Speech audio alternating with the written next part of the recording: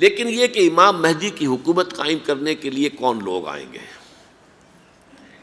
عرب جو ہیں وہ اندر سے کھوکھلے ہو چکے ہیں، عیاشی نے، دولت نے، پیسے نے، دولت، پیسہ، عیاشی، اس کی وجہ سے کھوکھلے ہو چکے ہیں۔ یہاں میں آپ کو دو حدیثیں سنانا چاہتا ہوں۔ سنن ابن ماجہ کی روایت ہے حضرت ابو ہریرہ سے رضی اللہ تعالی عنہ، قال قال رسول اللہ صلی اللہ علیہ وسلم اذا وقعت الملاحم بعث اللہ بعثا من الموالی ہم اکرم العرب فرسا واجودہ سلاحا یوید اللہ بہم الدین، رواہ ابن ماجہ عن ابی ہریرہ رضی اللہ تعالی عنہ۔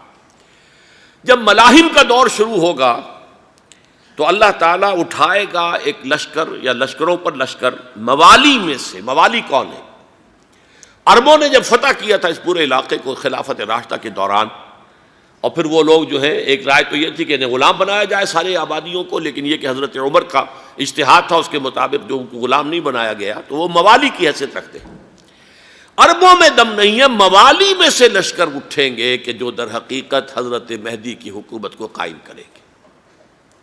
دوسری حدیث سنیے، عن عبداللہ ابن الحارث رضی اللہ تعالی عنہ، اور یہ ابن ماجہ کی روایت ہے، قال قال رسول اللہ صلی اللہ علیہ وسلم یخرج الناس من المشرق فیوطئون للمہدی یعنی سلطانہ، لشکر نکلیں گے، لوگ آئیں گے مشرق سے، اور وہ حضرت مہدی کی حکومت کو جمائیں گے اور قائم کریں گے۔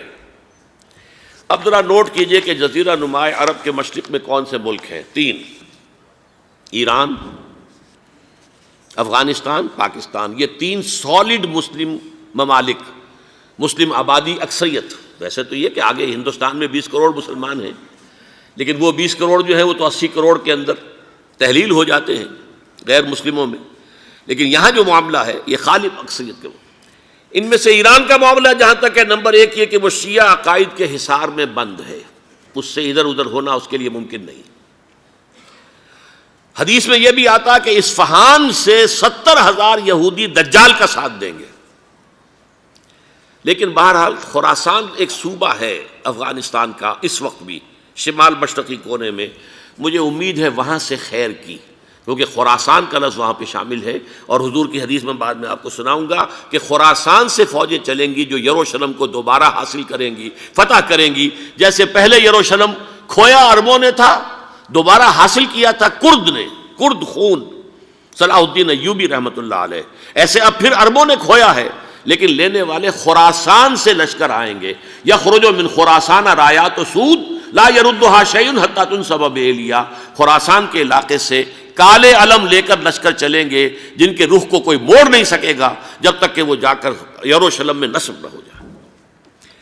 اس کے بعد نام آتا ہے پاکستان کا۔ یہ ہے میری اور آپ کی داستان، اور یہ ہے سبب جس کی وجہ سے کہ میں آپ سے یہ گفتگو کر رہا ہوں۔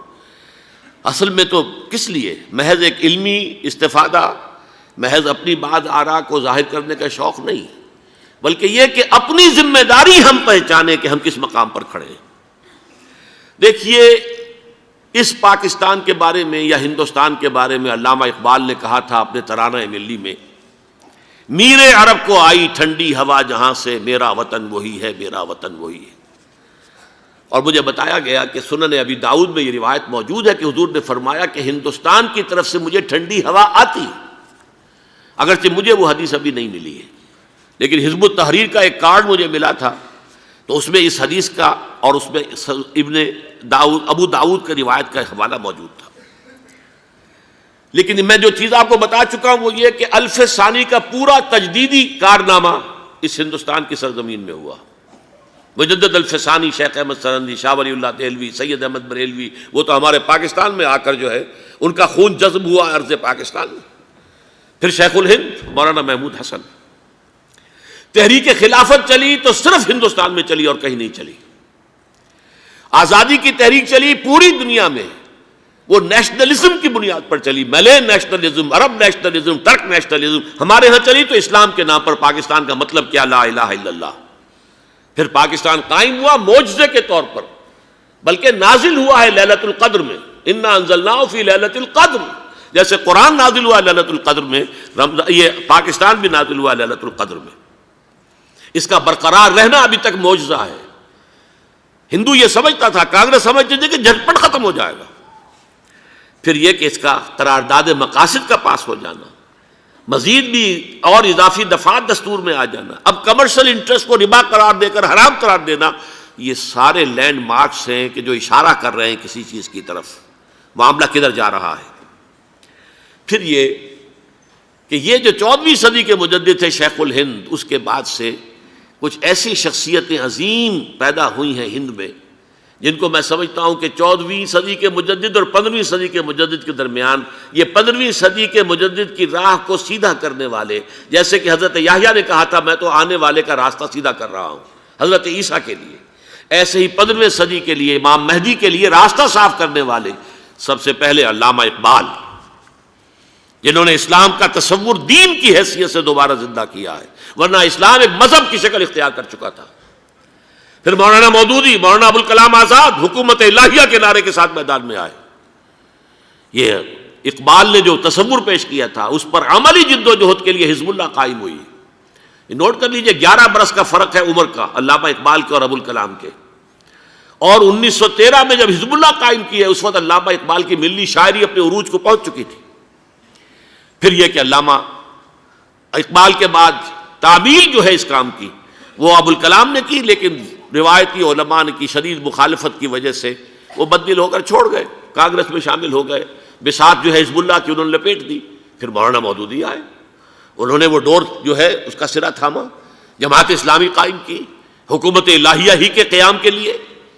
اگرچہ میرے نزدیک یہ کہ وہ انتخابی اور ایک قومی سیاست کی ایک جماعت بن کر پاکستان میں جو ہے دلدل میں پھنس گئی ہے، اب ہم اس کی کوشش کر رہے ہیں، تنظیم اسلامی اور یہ تحریک خلافت جس کے تحت یہ جلسہ ہو رہا ہے، یہ ساری چیزیں وہ ہیں کہ آپ کو سوائے پاکستان کے اور کہیں نہیں ملیں گی پوری دنیا میں۔ معلوم ہوتا ہے کہ پاکستان کو بہت بڑا رول پلے کرنا ہے اس میں، اور اس کے ساتھ اب جمع کر لیجئے افغانستان کی عمارت افغانستان، اسلامی عمارت افغانستان قائم ہو چکی ہے۔ یہ پچھلے 20 سالوں میں جو کچھ وہاں ہوتا رہا ہے اس سے پہلے تصور نہیں ہو سکتا تھا۔ علامہ اقبال کے فرزند بھی دیکھ کر آئے ہیں، تو اگرچہ وہ خود میں سمجھتا ہوں کہ خاصے انہیں آپ لبرل کہیں، آزاد خیال کہیں، لیکن اس درجے متاثر ہو کر آئے تھے کہ انہوں نے یہ کہا افغانستان میں جو میں نے حالات دیکھے ہیں کہ اگر 2-4 اور مسلمان ملکوں کے اندر یہ نظام قائم ہو جائے تو پوری دنیا مسلمان ہو جائے گی۔ یہ سب کچھ کیسے ہو رہا ہے؟ یہ آنے والے دور کی جھلکیاں ہیں۔ Coming events are casting their shadows before. یہ سب بتا رہے ہیں کہ پاکستان افغانستان کو مل کر اس میں کوئی عظیم رول پلے کرنا ہے۔ اور اس کے ضمن میں اب میں علامہ اقبال کے بارے میں آخری بات کہہ رہا ہوں۔ علامہ اقبال کے بارے میں عام یہ خیال ہے، انہوں نے اپنے خطبات میں مہدی کا اور نزول مسیح کا، حالانکہ میں کل پڑھ رہا تھا مولانا سید احمد اکبر آبادی رحمۃ اللہ علیہ کا ایک مقالہ ان کا کہ علامہ اقبال نے ابن خلدون کے بارے میں یہ کہا ہے کہ مہدی کا اور نزول عیسیٰ کا دونوں کا انہوں نے انکار کیا ہے، حالانکہ ابن خلدون نے نزول عیسیٰ کا انکار نہیں کیا، صرف مہدی کا انکار کیا ہے۔ بہرحال علامہ اقبال نے خطبات میں انکار کیا ہے، لیکن یہ کہ اپنی شاعری کے اندر میں چیلنج کرتا ہوں کسی بڑے سے بڑے اقبال شناس کو، ان کا یہ شعر ذرا سنیے: خضر وقت از خلوت دشت حجاز آید بروں، کارواں زی وادی دور و دراز آید بروں۔ خضر وقت، امام وقت، رہنمائے وقت، قائد وقت، خلوت دشت حجاز، حجاز کی صحرا کی کسی خلوت گزینی سے نکل کر باہر آئیں گے۔ میں حیران ہوتا ہوں علامہ کے اس فکر پر اور اس مصرے پر۔ یہاں انہوں نے شیعہ اور سنی دونوں کے کانسیپٹ جمع کر دیے۔ شیعہ کا کانسیپٹ یہ چھپے ہوئے کسی غار میں وہاں سے برآمد ہوں گے، اور ہمارا کانسیپٹ میں ام سلمہ رضی اللہ تعالیٰ عنہ کی حدیث سنا چکا، چھپے ہوئے ہوں گے وہ وہاں پر، مدینے سے نکل کر آ کر مکے میں چھپ جائیں گے۔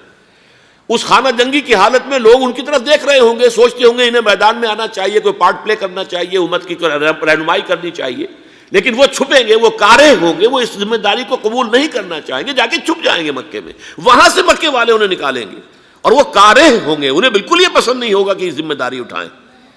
تو خضر وقت از خلوت دشت حجاز آیت بروں، کارواں زی وادی دور و دراز آیت بروں۔ کارواں جو چلے گا ان کی مدد کے لیے اس وادی دور و دراز، اس زی عظیم وادی دور و دراز، یہ وادی سندھ ہے۔ وادی سندھ جو ہے ہم سمجھتے ہیں کہ صرف یہ پاکستان اور پنجاب جو ہے یہ اس میں شامل ہے، سندھ اور پنجاب نہیں، افغانستان کا پورا مشرقی علاقہ اس میں شامل ہے۔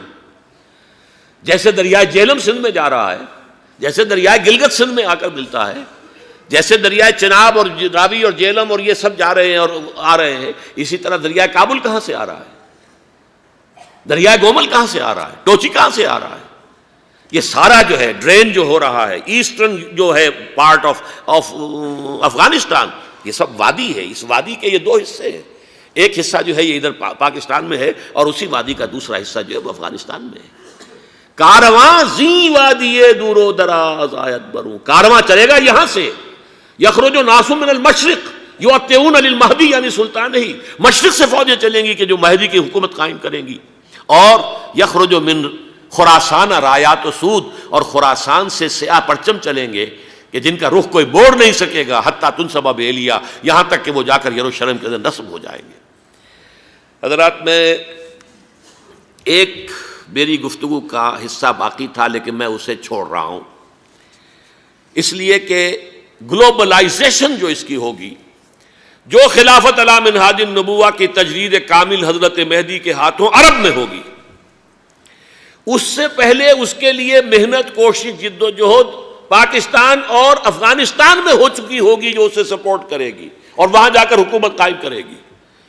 اس کے بعد گلوبلائزیشن کا جو مرحلہ اس کا ہے وہ حضرت مہدی کے ہاتھوں نہیں ہے، وہ حضرت عیسیٰ ابن مریم ان کے نزول کے بعد ہے، جن کے نزول کے بعد دجال کا خاتمہ ہوگا اور یہودیوں کا استحصال ہوگا، مسلمانوں پر بھی بڑی تکالیف عربوں پر آئیں گی، شدائد آئیں گے، لیکن یہ وہ میں حصہ ملتوی رکھتا ہوں کسی دوسری محفل اور کسی دوسری مجلس اور نشست پر۔